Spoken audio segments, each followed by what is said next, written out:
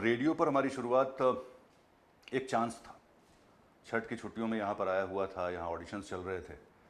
मैं आया और यकीन मानिए रिजेक्ट होके चला गया। आज के डेट में ठीक है, मैंने मेरे से आईआईटी नहीं निकली, मेडिकल नहीं निकाल पाया, पर आज आईआईटी में जाता हूँ, आज एम्स में जाता हूँ, आज बड़े बड़े इंस्टीट्यूट्स में जाता हूँ, बाकायदा एक लेक्चर देने, लोगों से बात करने। तो आपकी ज़िंदगी कभी भी पलट सकती है। 4 नंबर कम आए हैं, कोई बात नहीं, ज़िंदगी के एग्ज़ाम में फेल नहीं होना है, ये हमेशा याद रखना है। एक वाक़या, बड़ा सैड टाइप का वाक़या तो कहूँगा, क्योंकि जब मैं ग्रेजुएशन में था तो एक हादसा हुआ और उस हादसे की वजह से मेरे सारे संगी साथी बिछड़ गए, मेरी पढ़ाई रुक गई।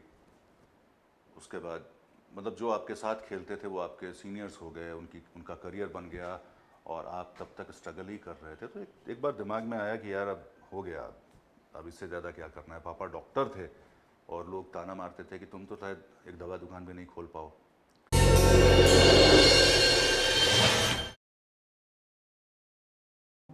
नमस्कार, ज़िंदगी बाइट्स में मैं हूँ आरजे उमंग। पूरा नाम उमंग विक्रम, पर इस नाम के साथ आरजे जुड़ गया आज से तकरीबन 14 साढ़े 14 साल पहले, 15 साल कह सकते हैं। 2008 से रेडियो के सफ़र की शुरुआत हुई थी और उसके बाद उमंग कोई नहीं बोलता, अब सब आरजे उमंग बोलते हैं। फ्रिक्वेंसीज बदली बीच में, 15 साल का काफ़ी लंबा एक अरसा था। अब फ़िलहाल सुपर हिट्स 93.5 रेड एफएम के साथ यूँ तो डेजिग्नेशन प्रोग्रामिंग हेड का है, क्लस्टर प्रोग्रामिंग हेड। दो स्टेट्स की जिम्मेदारी है, पर सुबह का जो शो है, सुबह की जो आवाज़ है, मैं अपने आप को पटना का मॉर्निंग क्लॉक भी कहता हूँ, अलार्म क्लॉक कहता हूँ अपने आप को। तो ये भी एक अपने आप में अलग किस्सा है। शुरुआत पटना की इन्हीं गलियों में, यारपुर की गलियों में, कभी कंचे खेलते, कभी लट्टू खेलते, डांट खाते, पिटाई सहते, वहाँ से हुई थी। एक सरकारी स्कूल में पढ़ाई करना शुरू किया था। उसके बाद पापा की पोस्टिंग जहाँ जहाँ होती चली गई, पापा डॉक्टर थे और पूरा जो परिवार है, फ़िलहाल मेरा मेडिकल फील्ड में ही है। मुझे लगता है कि मैं एक अकेला पेशेंट हूँ वहाँ पर ट्रांसफरेबल जॉब होने की वजह से जहाँ जहाँ पापा की पोस्टिंग हुई वहाँ वहाँ घूमता रहा। घूमने से लोगों को देखा, ज़िंदगियाँ सीखी और जो ज़िंदगी बाइट्स की हम बात कर रहे हैं, बहुत सारी बाइट्स ज़िंदगी की हमने बटोरी, कहानियाँ बटोरी और उन्हीं कहानियों को आजकल रेडियो पर परोसता हूँ। पर रेडियो पर हमारी शुरुआत एक चांस था। छठ की छुट्टियों में यहाँ पर आया हुआ था, यहाँ ऑडिशंस चल रहे थे। मैं आया और यकीन मानिए रिजेक्ट होके चला गया। मुंबई में था उस वक्त, काम कर रहा था, फाइनेंशियल सेक्टर से जुड़ा हुआ था, तो खोने को कुछ नहीं था, तो मैंने सोचा भी नहीं। तकरीबन 1 साल के बाद 2008 में वापस से मुझे बुलाया गया। एक लंबा इंटरव्यू सेशन रहा।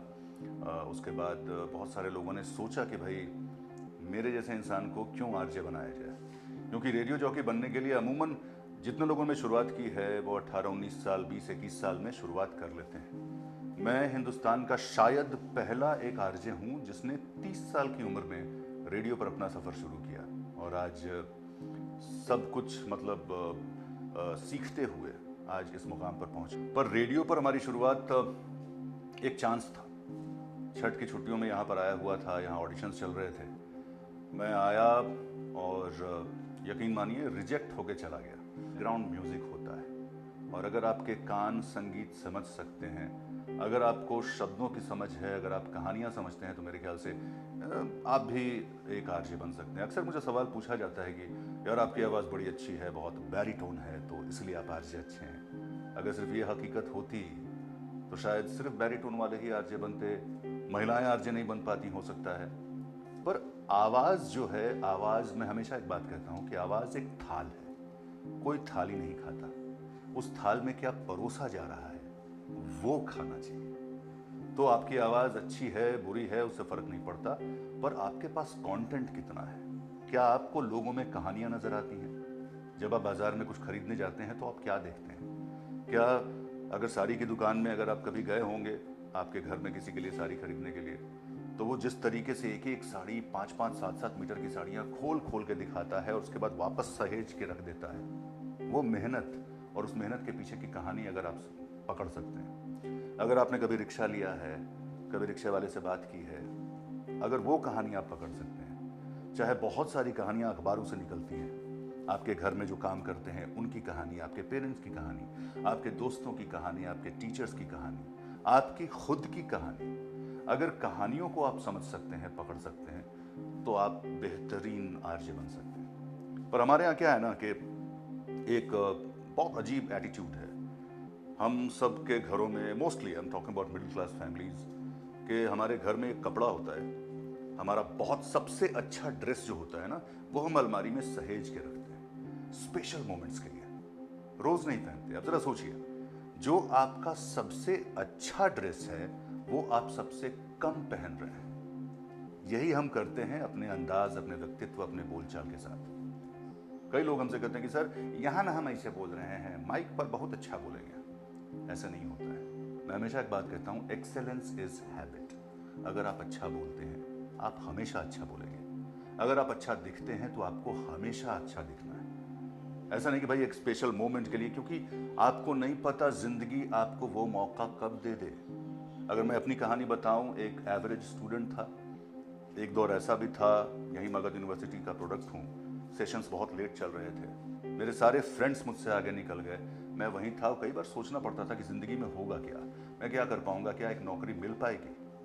सरकारी स्कूलों में पढ़ा, छोटी जगहों पर पला बढ़ा, अंग्रेजी उस वक्त इतनी अच्छी नहीं हुआ करती थी, तो बहुत सारे क्वेश्चन मार्क्स, बहुत सारे डाउट्स थे। पर एक बात कही जाती है ना कि जब तक आप उम्मीद नहीं छोड़ते, जब तक आप कोशिशें नहीं छोड़ते, आप हार नहीं सकते। आपको थोड़ा वक्त लग सकता है पर आप जीतिएगा जरूर। बस आपकी लगन सच्ची होनी चाहिए, खुद का जुनून सच्चा होना चाहिए, तभी आप कुछ कर पाएंगे। तो मेरे साथ भी कुछ ऐसा ही था।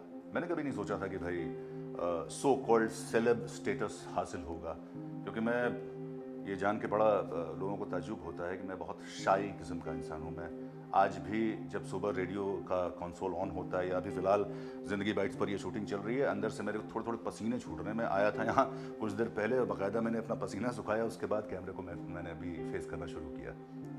होता है ये मेरा एक फेयर है, आपका भी होगा। पर इस फेयर को आप अपने अंदर किस तरीके से घोलते हैं, इसको अपनी ताकत कैसे बनाते हैं, सब उसी का खेला है। तो मैंने भी नहीं सोचा था कि मैं आज इस मुकाम पे होऊंगा, मेरा अपना घर होगा, अपनी गाड़ी होगी।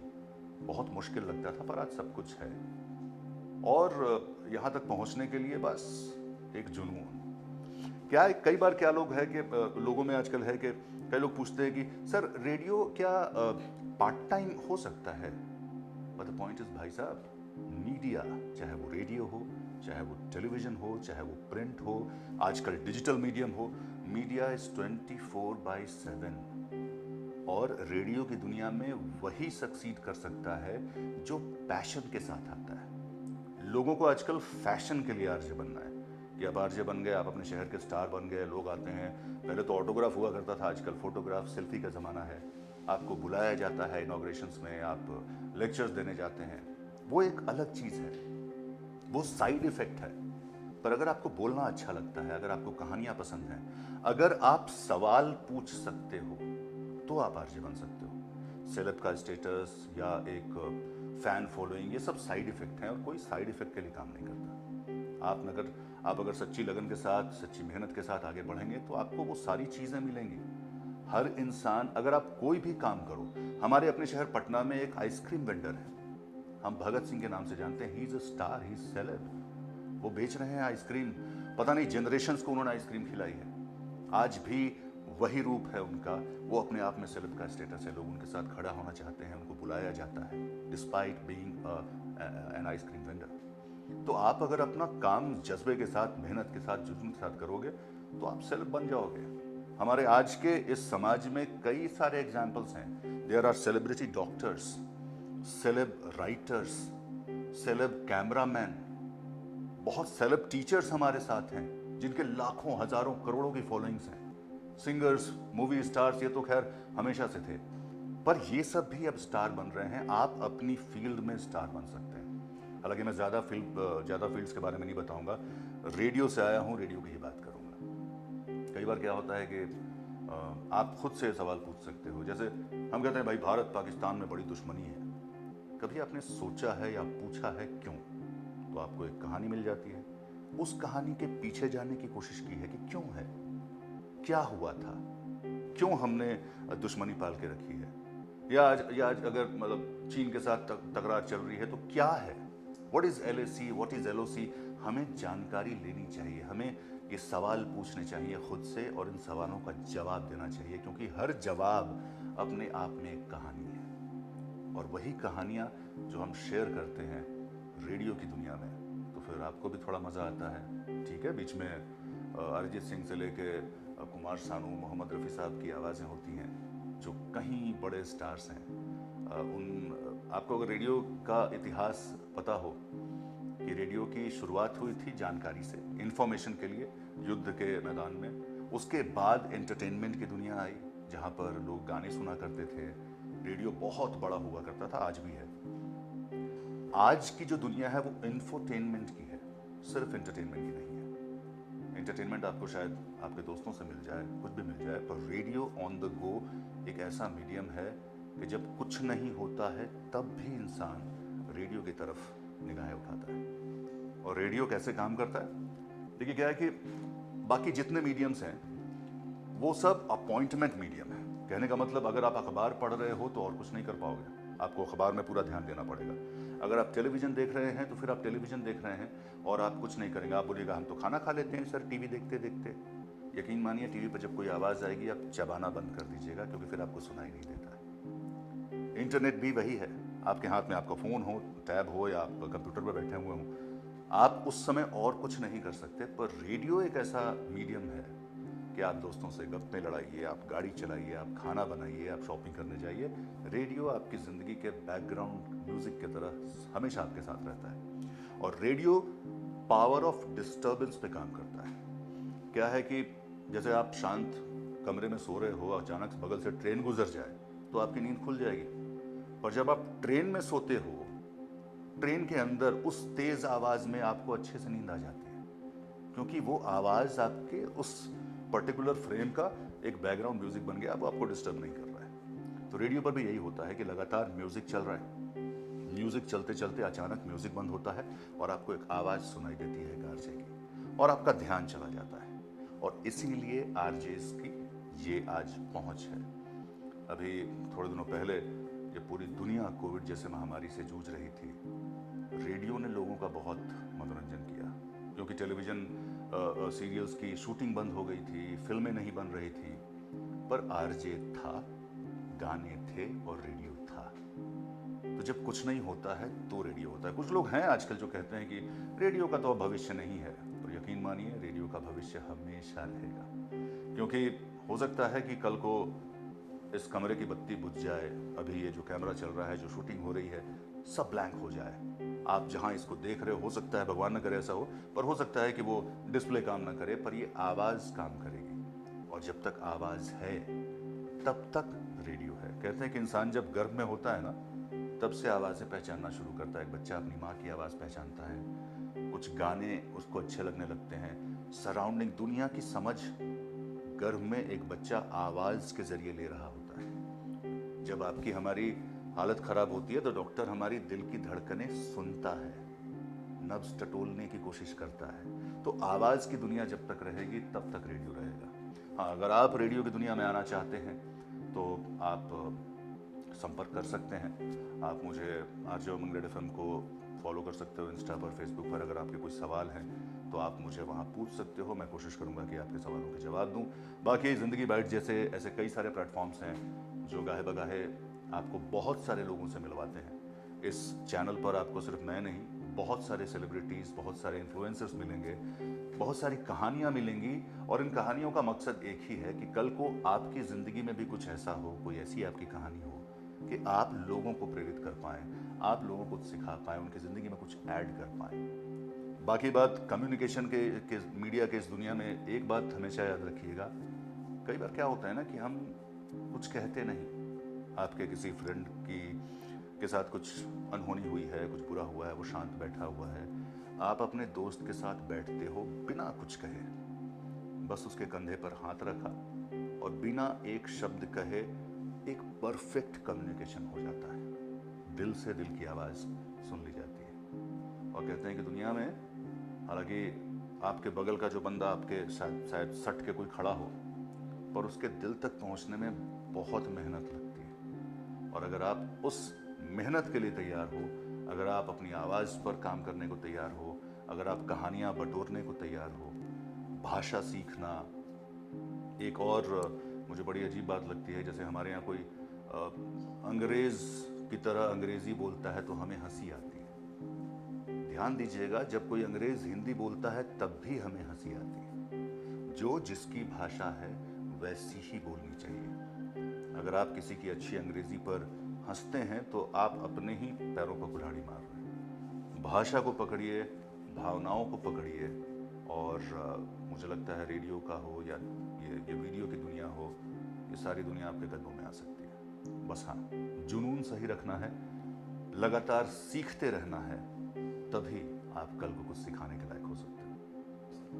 मैं 30 साल की उम्र में आरजे बनने वाला मुझे लगता है कि पहला इंसान था, बट उससे पहले मैंने अपने करियर की शुरुआत की थी।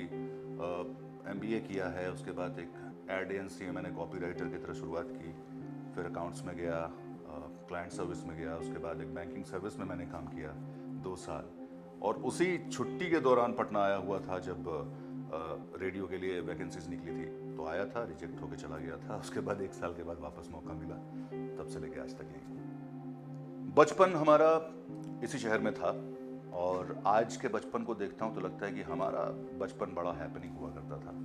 हम गांव भी जाते थे, हमने कंचे खेले हैं, हमने लट्टू, बेल्ला फाड़, ये सब खेल शायद नाम भी लोगों ने नहीं सुना आज की डेट में। तब क्या था कि शहर में बहुत कुछ था। आज तो हमारे यहाँ मतलब प्लेग्राउंड्स भी नहीं है, बच्चे अपार्टमेंट्स के बेसमेंट में खेल लेते हैं, गलियों में खेल लेते हैं, पर हमने बहुत मस्त अपना बचपन हमने बिताया है। आज तो स्मार्टफोन्स, टैब्स और बहुत सारे डिजिटल इक्विपमेंट्स हैं। हमने मिट्टी के मकान, मिट्टी के खिलौने बनाए हैं, हम दौड़ते कूदते खेले हैं, हमने बगीचे से आम चुराए हैं। ये सब अगर आज का बचपन नहीं कर पा रहा है तो कभी कभी लगता है।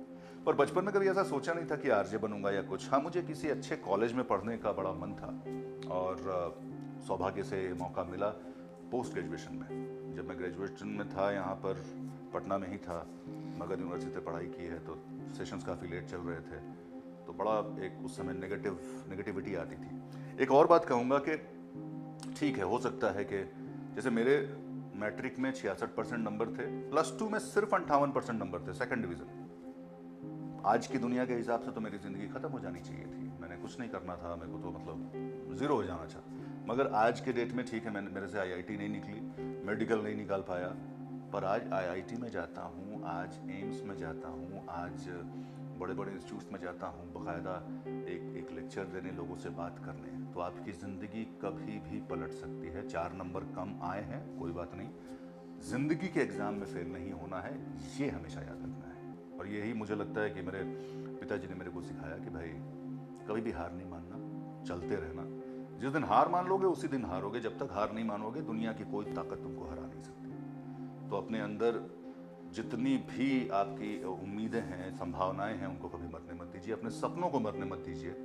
और एक बात कहीं सीखी थी मैंने कि आजकल सुबह जब हम उठते हैं, अलार्म में स्नूज का एक बटन होता है, ये अपने आप में बहुत बड़ी ताकत है। वो घड़ी आपको उठाना चाहती है, पर आप उस घड़ी को सुला सकते हो ताकि आपके सपने थोड़ी देर और जिंदा रह जाएं। तो सपने ज़रूर देखिए, जागती आंखों के सपने ज़्यादा देखिए, और अपने लिए काम, सिर्फ सपना देखने से कुछ नहीं होगा, आपको अपनी काबिलियत पर काम करना होगा। आप जिस भी फील्ड में जाना चाहते हैं, आप एक आरजे बनना चाहते हैं तो अपनी आवाज़ पे काम कीजिए, अपने डिक्शन पे काम कीजिए, भाषाएं जानिए, कहानियाँ पकड़िए। अगर आप एक राइटर बनना चाहते हैं तो पढ़िए। खैर, पढ़ना तो हर फील्ड में काम आता है, पर बहुत सारे राइटर्स को पढ़ने से आपको बहुत सारी चीज़ें मिलेंगी। अगर आप जर्नलिस्ट बनना चाहते हैं तो लोगों के साथ जुड़ने की आपको वो क्षमता अपने अंदर डेवलप करनी होगी। अगर आप एक डॉक्टर बनना चाहते हैं तो दूसरों का दर्द समझने की क्षमता अपने अंदर होनी चाहिए।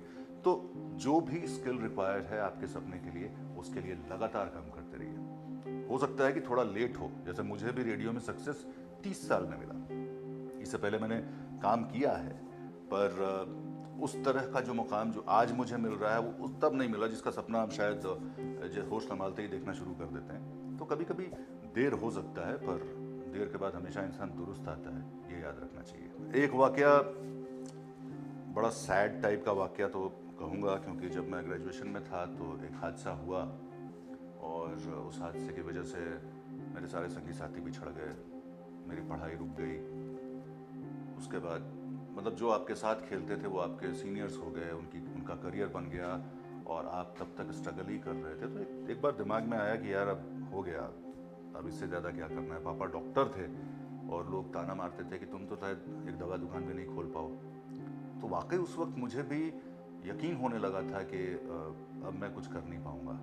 तो एक बार लगा कि भाई अब सब शांत कर देते हैं, भाग जाते हैं घर वर छोड़ के, देखा जाएगा कुछ। बट ट्रेन में एक बार एक सज्जन मिले जिनसे मैं आंखें नहीं मिला पा रहा था। मुझे लग रहा था कि वो बंदा मुझे पढ़ रहा है, कुछ ऐसा था। सफ़ेद धोती, सफ़ेद कुर्ता, बंडी, बड़े बड़े बाल, बड़ा भव्य उनका रूप था। मैं उनसे आंखें चुराने की कोशिश कर रहा था, पर वो बंदा गाहे बगाहे घूम के मुझे ही देख रहा था। जैसे ही पटना ट्रेन पहुंची, मैं उतर के भागना चाहता था, पर उन्होंने मुझे पीछे से पकड़ा, मेरे कंधे पे हाथ रखा और मैं बरबस घूम गया। उन्होंने एक बात कही कि जो करना चाहते हो, जो करने जा रहे हो, क्या वो करना चाहते हो? ये एक ऐसा सवाल था ना, मुझे लगता है कि ये सवाल आज भी मेरे साथ है और इसका जवाब खोजते खोजते मैं जिंदगी की सीढ़ियां आगे लेके चल रहा हूँ। हमेशा याद रखिएगा कि जो आप करने जा रहे हैं, क्या वो करना चाहते हैं? ये सोचना बहुत ज़रूरी है ताकि हम और आप आगे बढ़ सकें। तो ये एक वाकया था। बाकी फेलियर्स तो हैं ही। मुझे लगता है कि इंसान जीतता है तो बहुत कुछ इग्नोर कर जाता है, पर जब आप फेल करते हैं, जब आपको झटके लगते हैं, तो वो आपकी असल ताकत होते हैं। मेरे व्हाट्सएप का स्टेटस भी यही है कि मेरे रोने का जिसमें किस्सा है, उम्र का वो बेहतरीन हिस्सा है। तो आप हो सकता है कि आपके साथ बहुत कुछ हुआ होगा। वो कहता ना, गाना भी बड़ा अच्छा था कि दुनिया में कितना गम है, मेरा गम कितना कम है। तो हो सकता है आपके साथ भी कुछ बुरा हुआ होगा, पर वो एक मोमेंट की बात है। कुछ बुरा तभी होता है जब आगे कुछ बहुत अच्छा होने वाला होता है। उसकी उम्मीद में रहिए, तो ये सारे बुरे एक्सपीरियंसेस जो है ना, वो आपके बड़े काम आएंगे। ऐसा सुनने में आता है कि हर कामयाब इंसान के पीछे एक औरत का हाथ होता है। विद ड्यू रिस्पेक्ट, मैं शायद अपनी माँ का नाम ले सकता हूँ, अपनी कई महिला मित्र हैं उनका नाम ले सकता हूँ, पर फिर सवाल उठता है कि क्या औरतें कामयाब नहीं होती? उनके पीछे कौन होता है? देखिए, मेरा मानना है कि आपके ज़िंदगी में आपकी अचीवमेंट्स आपकी होती हैं। ना आपका कोई बुरा कर सकता है, ना कोई आपका कोई भला कर सकता है। सिर्फ दुनिया में एक आप ही हैं जो अपना बुरा कर सकते हैं और अपना भला कर सकते हैं। सो क्रेडिट खुद को देनी चाहिए और ब्लेम भी खुद को ही देना चाहिए कि अगर कुछ गलती हुई तो स्वीकारना भी बहुत बड़ी बात होती है। या मोहब्बत के बारे में तो बड़े बड़े लोगों ने बहुत कुछ कहा है, पर आज तक मोहब्बत को समझ पाना मुझे लगता है कि बड़ी बड़ी पर्सनल सी फीलिंग होती है। अगर मैं कहूँ कि मैंने मोहब्बत को समझ लिया है तो मुझे लगता है कि ये ज़्यादती हो जाएगी। पर एक बात ज़रूर कहना चाहूँगा, लोग कहते हैं कि प्यार में दिल टूट जाता है, दर्द देता है, प्यार दर्द देता है, पर मैं नहीं मानता। मुझे लगता है कि जब आप किसी से प्यार करना शुरू करते हो तो सबसे पहले आप खुद से प्यार करते हो। आपको आपकी ज़िंदगी अच्छी लगने लगती है, आप आईने के सामने ज़्यादा वक्त बिताते हो, आप अच्छा दिखना चाहते हो। तो जब तक आप खुद से प्यार नहीं करोगे, आप किसी से प्यार नहीं करोगे। और जब आप किसी से प्यार करते हो तो उसकी खुशी ज़्यादा इंपॉर्टेंट होती है। अगर वो आपसे दूर रहकर खुश है तो आपको उसकी खुशी में खुश रहना चाहिए। और यहाँ तो आजकल की फिलॉसफी बड़ी अजीब है कि तुम अगर मुझको न चाहो तो कोई बात नहीं, तुम किसी और को चाहोगी तो मुश्किल होगी। ये जो लड़ाई है, ये बड़ी अजीब लड़ाई है।